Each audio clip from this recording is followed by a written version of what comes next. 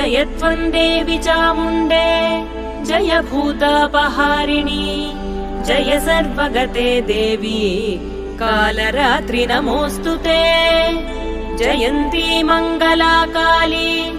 भद्रकाली कपालिनी दुर्गा शिवा क्षमा धात्री स्वाहा स्वधा नमोऽस्तु ते मधुकैटभविध्वंसी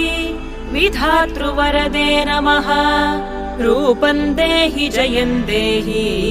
यशो देहि द्विषो जहि महिषासुरनिर्नाशी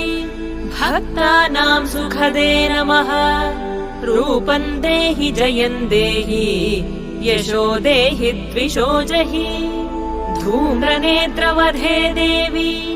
धर्मकामार्थदायिनी